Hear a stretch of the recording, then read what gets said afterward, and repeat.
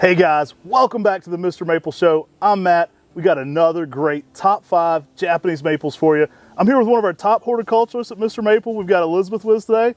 Elizabeth, tell me a little about your horticulture background. Well, I'm Elizabeth and I just graduated from NC State in December. I've been there for 4 years and I've been at Mr. Maple for 3 years on and off in between school. We're honored to have you.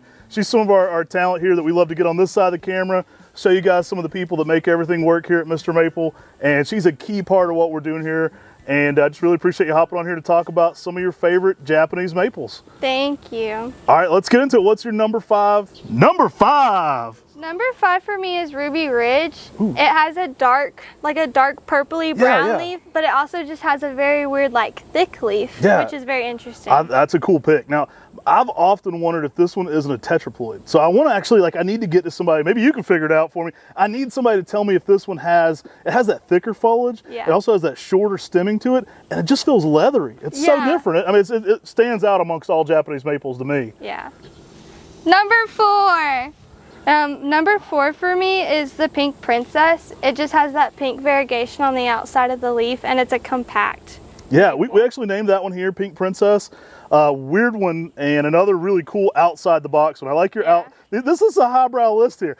The Pink Princess, what makes that one so special is that it's actually a broom and variegated. We were at IPPS one year, and our friends were saying, hey, can you think of a tree that's variegated and a broom?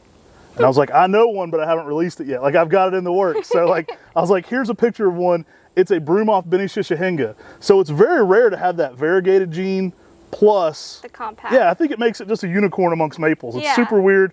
We were evaluating it and putting a name on it around the time I was having Carolina. So we're like, hey, I'm gonna have a daughter. Pink Princess is perfect for that. So number 3 me was the Gables Glory, just because it has that change from red to the bronzy yellow new growth. Yeah. Oh, that's super fun. You got a cool list, okay? This is a highbrow list, y'all. Insane colors on this one. That one just changes constantly. I mean, in the summer, it can look yellow and then orange and red, metallic in the spring. Some people call it the chameleon maple. Yeah. I mean, it just keeps changing. I've had it look almost reddish orange on the bark as well, which is funky. First saw that one at Del Laux Nursery, and I walked in there and I was like, what the heck is this? And the same guy named Lillian's Jewel, he had it in the back in kind of his hidden little stock plant area. I talked him into selling me one because those colors are insane. Yeah, the yellow makes it easy to pick out in the greenhouses. Number 2. My second is the Okoigumo. It has so much color pattern and variation that you can have polka dots, you can have just the stripes. Yeah, I always let people know it's not as consistent on the white every season. Yeah. But if you leaf it out slowly, you can get some of those really cool colors. So the slower it leaves, the more intense white you'll get in that one. Okoigumo is super cool. I mean, when you get that one in peak white color in a spring garden, it just looks insane. I mean, it looks like nothing else, and it matches everything going on in the garden. High shade canopies are great for this one.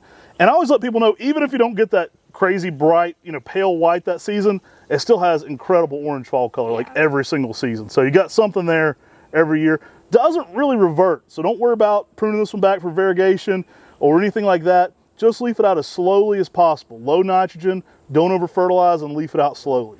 Number 1!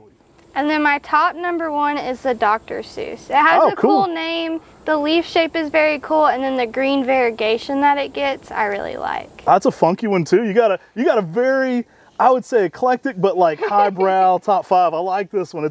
That one's a funky one too. I mean, Talon Buckholtz introduction, crazy variegation, that weird lime green on dark green, and it kind of gets those irregular leaves wherever the variegation is.